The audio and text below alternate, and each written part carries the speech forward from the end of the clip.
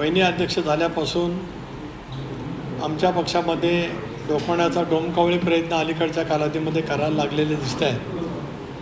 आपल्या पक्षात स्वतः काय चाललं ते त्यांनी त्या ठिकाणी पाहावं।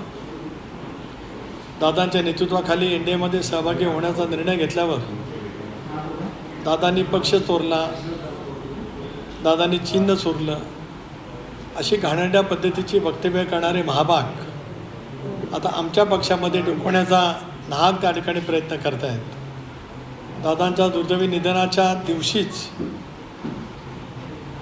पक्षाच्या विलिनीकरणाच्या चर्चा सुरू करून त्यांना दादांचं कुटुंबीय म्हणजे आमच्या राष्ट्रीय अध्यक्षा, उपमुख्यमंत्री सुनेत्रा वहिनी, पार्थ, जय या सगळ्यांनाच अलिप्त ठेवत पक्ष ताब्यात घेण्याची इतकी प्रचंड प्रमाणावरती घाई झालेली होती की त्याच्यामुळे सततची वक्तव्य त्यांच्याकडनं आलेली आपण सर्वांनी मिळून त्या कालावधीमध्ये निश्चितपणाने अनुभवलेली आहेत। वहिनींची विधिमंडळ पक्षनेतेपदी झालेली निवड, उपमुख्यमंत्री म्हणून त्यांनी घेतलेली शपथ, राष्ट्रीय अध्यक्षपदाची जबाबदारी स्वीकारल्याच्या ती सभा या वेळेपासून किंवा सुरुवातीपासूनच ज्या पद्धतीची वक्तव्य झाली ही आपण निश्चितपणाने पाहतो आहोत।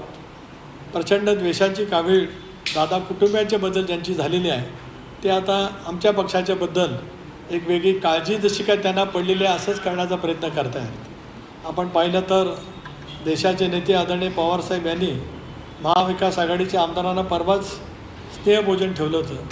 त्या स्नेहभोजनाला न जाणारे हे महाभाग मग त्यांनी कशावरती बहिष्कार टाकला होता, काय टाकला होता, त्याची उत्तरं काहीतरी त्यांना द्यावी लागतीलच। कारण 10 आमदार असताना 3च आमदार का गेले, पण तो त्यांच्या अंतर्गत प्रश्न आहे, मला त्याच्याबद्दल चिंता असण्याचं काही कारण असू शकत नाही।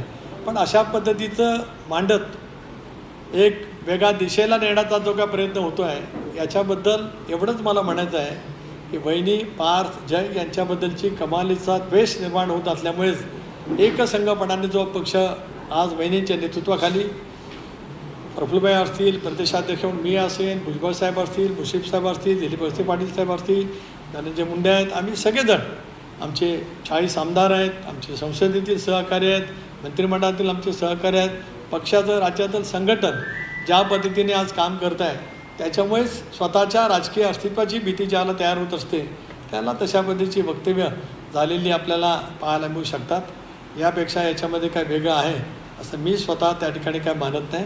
कारण प्रत्येक दिवस प्रसिद्धीसाठी वेगवेगळं काही ना काहीतरी बोलत राहणं, एक तर आपल्या पक्षात काय चाललं ते बघावं। जयंतराव पाटील साहेबांसारखा एक 40 वर्ष त्यांनी नेतृत्व केलं, त्यांची हकालपट्टी करावी अशी मागणी पवारसाहेबांच्या उपस्थितीमध्ये शिर्डीच्या महाअधिवेशनामध्ये करणारे हे महाभाग यांनी आता आमच्या पक्षाच्याबद्दल बोलणं थांबावं एवढंच मला या ठिकाणी आणखीन सांगायचं आहे।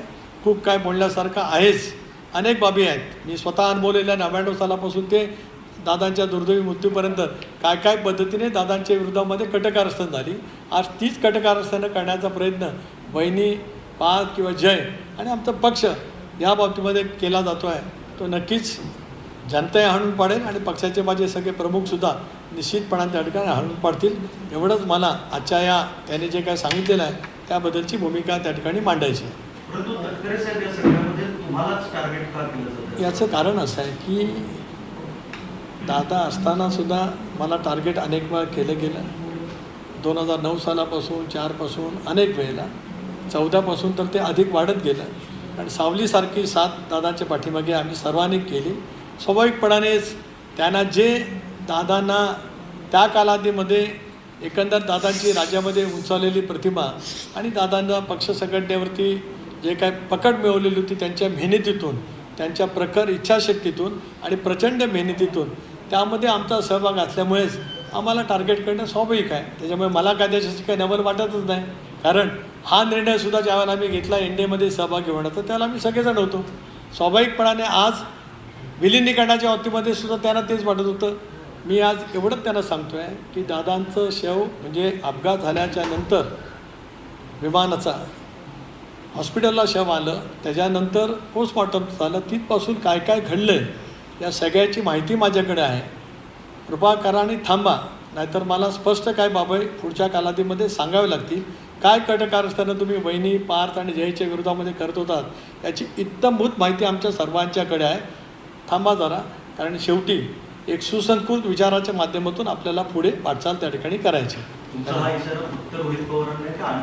नाही, ज्याला असेल त्यांनी समजून घ्यावा.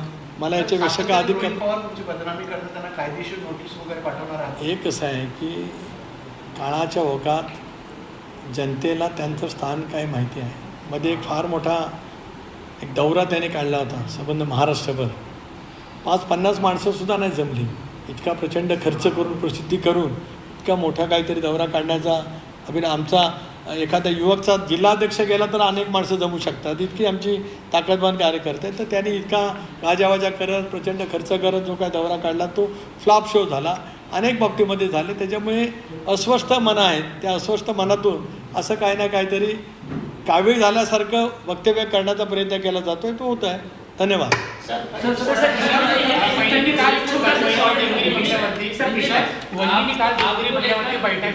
बैठकीमध्ये आपण नव्हते, नेमकं आपल्याला कल्पना दिली गेली होती या बैठकीची? आपल्याकडे माहिती अतिशय अपुरी आहे. मला माहिती होती. मी संध्याकाळी तुम्ही तिकडे होता. मी बैठकीला उपस्थित होतो. मी बैठकीला संबोधित केलं आहे. जिल्हा परिषदेच्या निवडणुकीच्या नंतर झालेल्या जिल्हा परिषदेच्या स्थापनेमध्ये पक्षाध्यक्ष म्हणून मी काय काय संभाजीनगर, लातूर, धाराशिव, त्याच्यानंतर परभणी, रायगड, कोल्हापूर, त्याच्यानंतर पुणे या सगळ्या जिल्हा परिषदेमध्ये रचनेच्या बाबतीमध्ये पक्षाध्यक्ष म्हणून काय काय भूमिका केली त्याचं स्पष्टपणाचं त्या ठिकाणी विवेचन केलं. आत्ता जे काही आरक्षणाचं महिला आरक्षणाचा निर्णय घेतला जाणार आहे त्याबद्दल एनडीएची बैठक देशाचे कणखर नेते अमितभाई शाह यांनी जी काय बोलवली होती त्याच्याबद्दलीसुद्धा माहिती दिली की किती मतदारसंघ मांडणार आहेत, महिलांचं आरक्षण काय पद्धतीने पडणार आहे, डिलिमिटेशन कमिशन नेमलं जाणार आहे, SIRच्या बाबतीमध्ये नेमकं पक्ष म्हणून आपल्याला काय काम करायचं आहे याची विस्तृतपणाने माहिती कालच्या बैठकीमध्ये त्या ठिकाणी दिली. सर्व आमदार महोदय त्या ठिकाणी पूर्ण संख्येने उपस्थित होते. अनेकांनी मला याच्याबद्दलची माहितीसुद्धा विचारली की नेमकं डिलिमिटेशन होत असताना कशा पद्धतीने होईल, महिला आरक्षण होताना कशा पद्धतीने होईल, आता SIR होत असताना काय आपल्याला अडचणी येऊ शकतील, या संदर्भातली सगळी चर्चा सखोलपणाने 1 तास 1.25 तास बैठक त्या ठिकाणी झाली आणि विस्तृतपणाने विवेचन प्रदेशाध्यक्ष म्हणून मी केलंच, लोकसभा सदस्य म्हणून त्या ठिकाणी लोकसभेतला पक्षाचा नेता म्हणून मी आणि प्रफुल्लभाई आम्ही एनडीएच्या बैठकीला उपस्थित होतो. त्या बैठकीची सुद्धा माहिती पक्षाच्या सर्व आमदार महोदयांना त्या ठिकाणी देण्यात आली.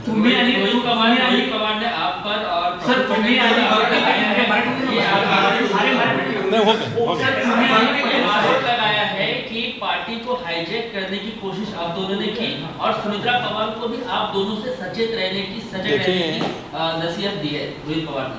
दादा का दुर्दैवी निधन होने के बाद जिस तरह से पार्टी का कब्जा लेने का वो सारे मेहनत करते थे और आज वैनी पार्थ जय उनके पीछे राष्ट्रवादी कांग्रेस पार्टी पूरी ताकत से खड़ी है.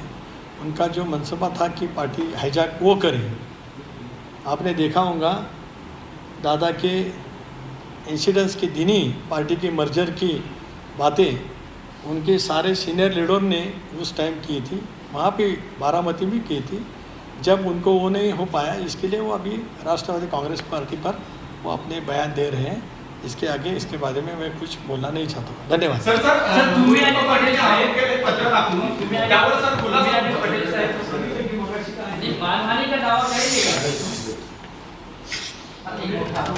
आपण बघितलं की सुनील तटकरे यांनी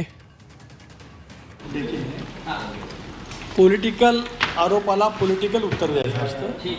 मी राजकीय कार्यकर्ता 41 वर्षापासूनचा. स्वर्गीय वसंतदादा पाटील साहेबांनी मला विधानसभेची उमेदवारी 1985 साली दिली. वो तब जन्म नहीं थे, तब से मैं राजनीति में थी. पॉलिटिकल जो कुछ बातें आती हैं तब हम पॉलिटिकल उसके जवाब दे देंगे और हमने दिया है. लोकसभा चुनाव में हम कम राज्य में खाली मैं अकेला चुन के आया, लेकिन उसके बाद 41 हमारे विधायक चुन के आए. ये तो पॉलिटिकल जवाब ही है, वो तो सही है.